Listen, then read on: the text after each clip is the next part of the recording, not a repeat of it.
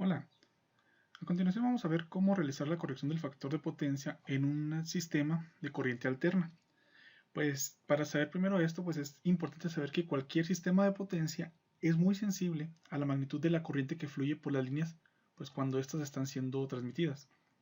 Las corrientes que se aumentan dan por lo tanto un aumento en las pérdidas de potencia, puesto que pues, la corriente al cuadrado por la resistencia pues va aumentando, va yendo más la potencia más hacia arriba, se va haciendo mayor.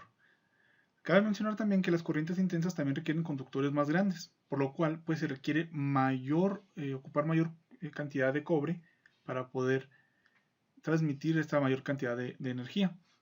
Esto va por parte de la compañía suministradora de electricidad. Esto pues puede variar, ¿verdad? Puede ser también con cualquier tipo de generador también que pueda uno tener ahí mismo.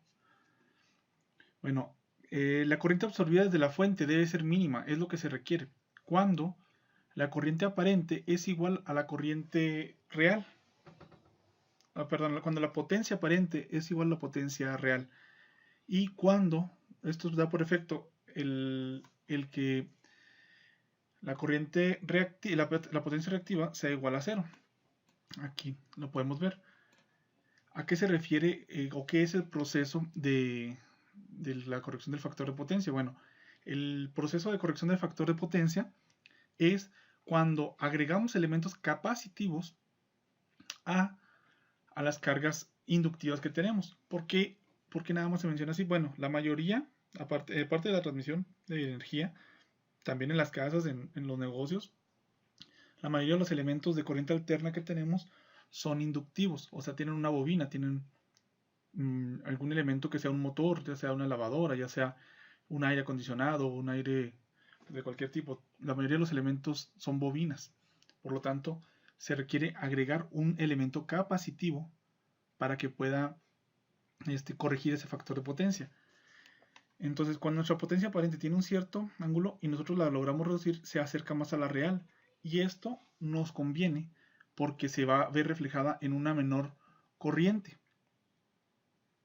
Entonces, si tenemos una menor corriente, pues por obvias razones tenemos un menor consumo de corriente en los circuitos, un menor consumo de potencia en los circuitos, y nada más nos acercamos hacia la potencia real.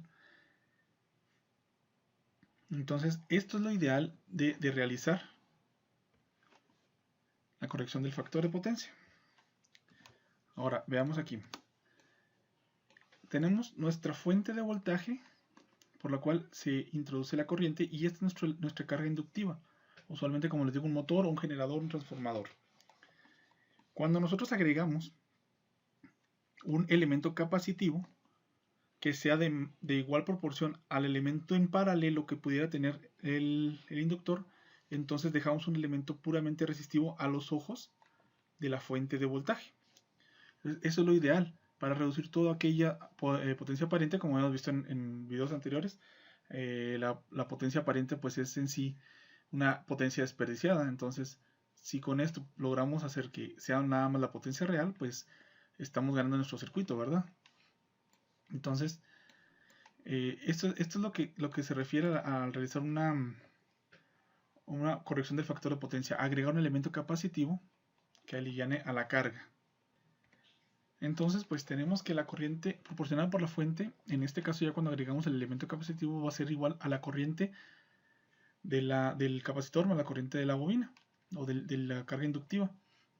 ¿Qué puede manejar nuestro circuito inductivo? Pues no nada más es puramente inductivo, también tiene una cierta resistencia por el mismo cable, la naturaleza del cable, del embobinado. Entonces, nuestra corriente del lado imaginario del capacitor se sumaría con la corriente de la parte real del inductor más la corriente de la parte imaginaria del mismo inductor, o sea, del mismo motor o del mismo transformador, y pues con esto ya nos da que podemos nosotros restar los imaginarios y dejarlos reales. Entonces, si la reactancia capacitiva o si el capacitor, obviamente pues con su valor en ohms, ¿verdad? Para la reactancia capacitiva, se selecciona de manera correcta y que sea igual a la corriente pura de la bobina, o sea, a la reactancia capacitiva de la bobina, entonces nos va a dar una corriente de la bobina en cero, desapareciendo esta carga y dejándonos únicamente la resistencia real. Bueno, ¿cómo podemos lograr esto? Pues hay varias fórmulas. Vamos a ver un ejemplo en el que se corrige el factor de potencia para que quede esto bastante más claro. Bueno, supongamos que tenemos un motor. Este ejemplo y mucho de esta información viene del libro de Introducción al análisis de circuitos eléctricos de Boylestad, 12ª edición, a partir de la página 637. Bueno, como les decía, aquí tenemos un motor de 5 caballos, un motor eléctrico de 5 caballos de fuerza, un motor bastante fuerte. En el ejemplo que tenemos aquí, pues, este es un ejemplo de un motor que se puede utilizar, ¿verdad? Es un motor de 5 caballos de fuerza con un factor de potencia de 0.6 de retraso y su eficiencia está al 92%. Es un motor relativamente en buen estado. Está conectado a una fuente de 208 voltios a 60 Hz. Nos dice el problema. Bueno, establezca el triángulo de potencia para la carga. Determinar el capacitor para el factor de potencia que debe colocarse. Fíjense, el capacitor, no la reactancia capacitiva. Vamos a llegar a eso. Determinar el cambio de corriente de la fuente desde el sistema descompensado hasta el sistema compensado. O sea, cuando está sin el capacitor y cuando está con el capacitor, cuánta corriente va a haber, cuál es la diferencia. Y determinar el equivalente de la red anterior y verificar algunas conclusiones. Bueno, vamos a ver, pues a llegar a las conclusiones de por qué se le agrega ese capacitor. Bueno, el primer punto, pues decimos, bueno, a establecer la carga del factor de potencia. Para eso, lo primero que hay que hacer es, pues que sabemos que un motor, un caballo de fuerza, perdón, es equivalente a 746 watts, como la habíamos visto anteriormente, ¿verdad? Bueno, entonces sabemos que nuestra potencia de salida, en este caso, son 5 caballos de fuerza. Esto es lo que ya consume nuestro motor. 5 caballos de fuerza por 746 watts nos da 3730 watts. Son una simple multiplicación. Ahora, sabemos que nuestra potencia de entrada va a ser igual a nuestra potencia de salida sobre nuestra eficiencia. O sea, esa es la manera de medir la eficiencia. Pues ahorita ya conocemos nuestra eficiencia y ya conocemos nuestra potencia de salida, que es la que consume el motor. Ahora, ¿cuánta es la potencia de entrada? La potencia real de entrada. Entonces dividimos los 3730 watts que nos acaba de dar aquí entre la eficiencia, que es el 0.92%, el 92%, perdón, porque es a 0.92, y nos da que nuestra fuente o nuestro suministro de energía va a ser de 4054.35 watts. Otra cuestión que aquí ya tenemos lo que es la potencia real, la parte real. Ahora nos falta sacar la parte la potencia reactiva. Entonces sabemos que el factor de potencia se determina de dos formas, ya sea potencia total sobre aparente o también con coseno del ángulo. Sabemos que cuando determinamos la potencia, aquí ya tenemos la potencia, perdón, el factor de potencia establecido, que dice que es de 0.6. Entonces, con eso ya podemos determinar que el factor de potencia es igual al coseno del ángulo, por lo tanto es igual a 0.6. ¿Cómo sacamos aquí los grados del desfase? Pues simplemente el ángulo va a ser igual al coseno inverso de 0.6, o sea, nada más sustituimos y nos da que es 53.13.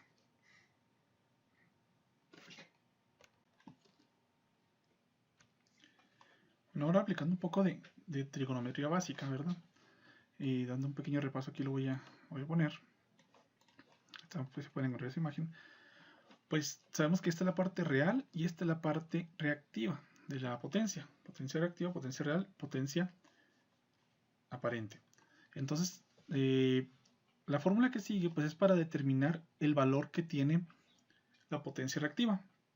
Entonces, queremos saber cuál es el valor de esta zona de acá. Por lo tanto, por medio de la tangente del ángulo va a ser igual al cateto opuesto. El ángulo ya lo tenemos, que este es el ángulo conocido, 53.13, que nos acaba de dar aquí. Entonces es el cateto opuesto sobre la adyacente, y esto nos da que es la tangente. Entonces, por medio de tangente del ángulo, tenemos que esto tenemos ya cómo determinar nuestra potencia reactiva. Entonces, aplicando estas fórmulas, tenemos lo siguiente, que la potencia reactiva va a ser igual a Como sabemos es E por I, es la potencia real. Entonces potencia que tenemos en la entrada o de la fuente, PI, tangente del ángulo. O sea, sustituimos, ¿verdad? De aquí ya nada más multiplicamos, perdón, por la parte de igualdades, perdón. Luego ya, ahora sí sustituimos y tenemos un dato conocido que es la potencia de entrada por la tangente del ángulo que ya conocemos. Esto es para saber esta parte de aquí. Entonces obtenemos este valor, que multiplicado nos da que son 5405.8 bar. Acuérdense que es volt ampere reactivo para la potencia reactiva. Y pues obviamente está predominante en L, ¿verdad? Porque es la bobina la que nos está dando esta razón. Ok, entonces ya tenemos dos de nuestros valores. Voy a dejarlo de todas maneras aquí. Ahora, para determinar nuestra potencia aparente, pues nada más aplicamos el teorema de Pitágoras. Un pitagorazo fácil, rápido, en el que ya conocemos nuestra potencia, nuestra parte real, nuestra parte imaginaria. O sea, tenemos aquí, ya tenemos Y, ya nada más nos falta sacar la hipotenusa, que la hipotenusa pues, es nuestra potencia aparente. Por lo tanto, va a ser igual a la raíz cuadrada de la potencia al cuadrado, la potencia real al cuadrado más la potencia reactiva al cuadrado. Dándonos, pues sustituimos estos valores. Y pues nos queda que nuestra potencia aparente es igual a 6757.25 voltampere. ¿Okay? Y ya con eso ya nosotros ya podemos dibujar nuestro triángulo de potencia para esta carga que tenemos, ¿verdad? Entonces ya tenemos nuestro punto A listo. Ahora para determinar lo que es el capacitor de factor de potencia, el que se debe agregar en paralelo con la carga, pues con esto para poder elevar el factor de potencia a la unidad, pues lo que tenemos que hacer es lo siguiente. Ya tenemos algunos numeritos importantes aquí que nos van a servir para las demás fórmulas. Entonces, para determinar el capacitor, pues vamos a ver la bobina. Ya sabemos de cuánto es nuestra carga reactiva, que en este caso, nuestra potencia reactiva, perdón, que es esta cantidad de aquí, 5405.8 bar. Y sabemos que nuestra fuente de voltaje es de 208 voltios. Entonces ya con esto ya podemos determinar lo siguiente. Teniendo esta fórmula, estamos en el inciso B, recuerden, la corriente, la potencia reactiva necesaria del capacitor, o sea, lo que necesita el capacitor, pues debe ser igual que la de la bobina para que esto sea a un valor unitario, o sea, igual a 0 la parte de la potencia reactiva y pues nuestro factor de potencia sea igual a 1. Entonces, pues sustituyendo, o sea, ya sabemos que la potencia reactiva es igual al voltaje al cuadrado sobre la reactancia capacitiva, o sea, sobre el valor de la impedancia del capacitor. Entonces, esa es nuestra incógnita ahora, ya tenemos estas dos. Entonces,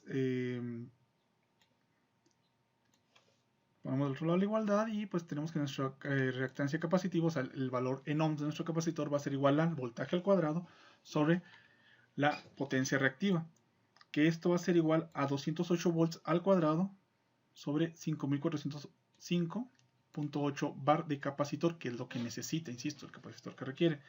Por lo tanto, nos da un capacitor igual a, bueno, una reactancia capacitiva igual a 8 ohms. ¿Ok? Pero el apartado dice, determine el capacitor, o sea, ¿de cuánto va a ser el capacitor? Bueno, con la fórmula de que el capacitor es igual a la inversa de 2pi por F por XC, con esta fórmula podemos sacar el valor del capacitor. 2pi por F, ¿cuánto equivale F? Pues 60 Hz, aquí lo tenemos.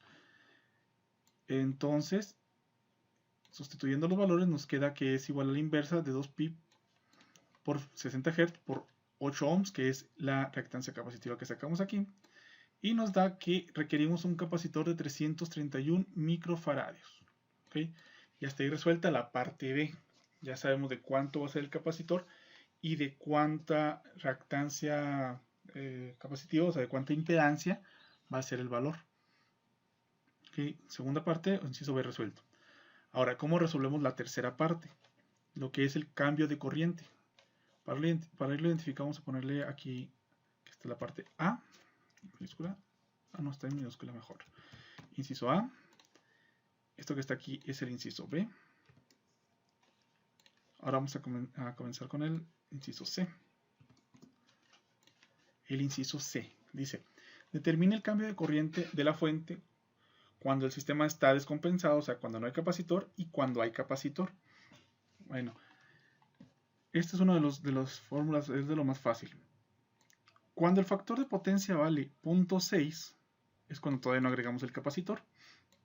La potencia aparente, que ya la determinamos acá, pero lo voy a volver a poner, es igual al voltaje por la corriente, que es igual a 6.757.25 voltamperes. Bueno, dice el cambio de corriente. ¿Cuánto es la corriente? Pues sustituyendo esta fórmula, corriente es igual a potencia aparente sobre voltaje. Esto es para el sistema completo, ¿verdad? Para el circuito completo de la fuente completa. Nos da 6.757 sobre los 208 voltios ya conocidos, y sin el capacitor tenemos, y con el factor de potencia 0.6, tenemos que hay un consumo de corriente de nuestro motor de 32.49 amperes. Muy grande, la verdad es demasiada corriente. Vamos a ver qué pasa cuando agregamos el capacitor con un factor de potencia unitario. Bueno, el factor de potencia unitario nos va a dar igual, pues obviamente nuestra potencia aparente es igual al voltaje por la corriente, igual que en la fórmula pasada, ¿verdad? Aquí está. Si fuera unitario los voltamperes, pues obviamente esta parte tiene que ser igual a esto. Entonces, para saber qué es unitario, o sea, para que sea igual a 1 nuestro factor de potencia. Ese es dividiendo potencia total, potencia real sobre potencia aparente. Entonces, de ahí sale este dato. Estos 4054 es para hacer un factor de potencia unitario. Si queremos que nuestro factor de potencia sea de 0.6 aumente a 0.9, pues ya tendríamos que hacer una regla de 3 para determinar el valor de un voltamperes que requerimos aquí. Ahorita, pues como insisto, debe ser igual a 1 unitario, entonces este y este valor debe ser igual. Entonces, ¿qué pasa cuando nosotros hacemos nuestro factor de potencia unitario? Usando la misma fórmula, dividimos y nuestra corriente consumida por nuestro circuito o por nuestro motor disminuye de 32.49 a 19.49, o sea que se reduce en un 40% aproximadamente la corriente de suministro. Hay una reducción, fíjense, déjenme lo pongo más completo esto. Se reduce el suministro en un 40%. Pues ¿a qué empresa, a qué compañía y a qué casa no les va a gustar que un motor que ya sea el del aire acondicionado bueno, no es de tanto amperaje ni de tantos caballos de fuerza, pero se tenga una reducción del 40% nada más por agregar un capacitor, pues a todos les cae muy bien, ¿verdad? Entonces, esta es la cuestión. Gracias a esto es lo que se está determinando el factor de potencia. Por esta razón es por la que es muy importante agregar un banco de capacitores en hogares, un banco de capacitores en empresas, para poder reducir la corriente de suministro, y pues esto va a impactar muy directamente en el consumo. Es una de las tantas que se puede hacer para reducir el consumo, ¿verdad? El factor de potencia. Hay otros factores que también afectan o ayudan. Bueno, ahora continuamos con la parte del inciso D. Que vamos a escribir inciso D por esta parte de aquí, para que se distinga cada una de las 4 partes.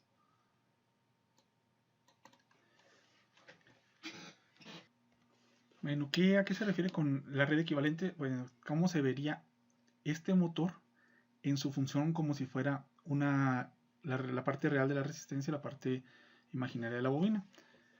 Bueno, primero, pues el primer dato que hay que determinar aquí es pues lo que ya sabemos, ¿no? Que el ángulo es igual al coseno inverso de 0.6 y que nos da igual a 53.3, el valor que ya tenemos por acá. ¿Para qué es esto? Bueno, pues para determinar lo que ya sabemos que es la potencia real del circuito. Ya sabemos que nuestra potencia real del circuito es igual a 32.49 amperes, ya que la corriente es igual a la potencia sobre el voltaje coseno del ángulo y nos da 32.49. Otra forma de determinarlo diferente a la que ya teníamos por acá. Entonces, por lo tanto, nuestra corriente suministrada para este circuito es de 32.49 amperes con un ángulo de 53.13. Ahora sí, ¿cómo determinamos la impedancia que existe ahorita en este motor? Nuestra impedancia, Z, es igual al voltaje sobre la corriente, por ley de Ohm, ¿verdad? Entonces, nuestro voltaje es de 208 voltios y nuestra corriente es de 32.49 amperes, determinada aquí anteriormente. Entonces, hacemos la división de esos términos y nos da igual. Ya sabemos que pues, es dividir esto directamente en los polares y estos se restan. 0 menos 53.13 da a más 53.13 y nos da que es una impedancia de 6.4 ohms con un ángulo de 53.13. Entonces, vamos a convertir este valor de polar a rectangular para determinar el valor de resistencia y de bobina de nuestro motor de 5 caballos de fuerza. Encendemos nuestra calculadora y nada más convertimos 6.4 con un ángulo de 53.13. Lo damos aquí a catálogo y aquí donde está la flechita y que diga rect, lo convierte a rectangular y damos enter y nos dice que es de 3.84 más 5.1199, 5.12 de imaginario. Entonces ese 3.84 es la parte real o la resistencia de nuestra impedancia y este 5.12, positivos obviamente porque es una bobina, es la parte imaginaria. Nuestro circuito equivalente en este caso nos quedaría de esta forma. Una fuente de voltaje de 208 voltios, voy a poner arriba, con una corriente que suministra de 32.49 amperes con un ángulo de 53.13. Pues sí, por bobina, ¿verdad? Retraso. Y aquí está nuestro equivalente del motor eléctrico. Ahora, ¿cómo sabemos nosotros por qué el capacitor sí funciona? Bueno, para convertir esta carga de serial a una carga tipo paralela, pues usamos la fórmula de la admitancia. O sea, sacamos la inversa de la impedancia. La inversa de la impedancia va a ser igual a pues 1 sobre 6.4 con ángulo de 53.13, quedándonos que es 0.156 Siemens con un ángulo de menos 53.13. Ya estamos hablando de una admitancia. Convirtiendo esos valores de polar a rectangular nos da esto. Por lo tanto, esto lo volvemos a poner a la inversa, ¿verdad? Para saber su valor. Y podemos determinar que nuestro circuito de serie a paralelo nos tiene que la parte real son 10.68 ohms y nuestra parte imaginaria es de 8 ohms. O sea que nuestra bobina aparenta 8 ohms. Oh, caray, ya vemos aquí algo interesante. Estos 8 ohms son igual que estos 8 ohms. Entonces, si redibujamos nuestro circuito,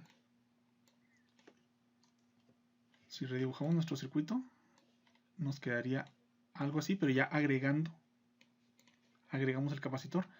Entonces, estos 10.68 ohms son esta parte real de aquí. Estos 8 J8 ohms son estos de aquí. Y aquí esto de que vemos aquí es el capacitor agregado para compensar la carga. Entonces, si agregamos este capacitor y a esta bobina o este embobinado en paralelo al motor que tenemos aquí, pues nada más va a hacer el consumo de la parte real. ¿Sí? Entonces, esto nos da igual a que la corriente de la fuente es igual, por ley de Ohm, pero aplicando admitancias en lugar de impedancias, voltaje por la admitancia total. Que sabemos que nuestra admitancia es la inversa de la resistencia. Sabemos que ya no tenemos en este caso impedancia, sino la resistencia a la parte real. Entonces es el voltaje de entrada, 208 voltios, por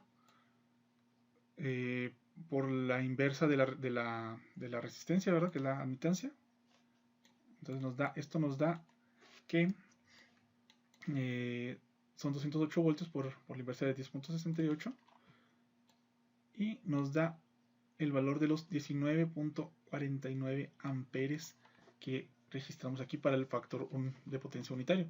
Cabe mencionar que el factor de potencia unitaria es imposible de llevar a cabo, ¿verdad? Hay que tener capacitores muy exactos y luego hay que estar moviendo o trabajando con la eficiencia de los motores cada cierto tiempo, pues obviamente su eficiencia va disminuyendo, entonces por obvias razones tenemos que estar cambiando o recalculando los bancos de capacitores a cada rato, pero pues estamos trabajando de una manera ideal.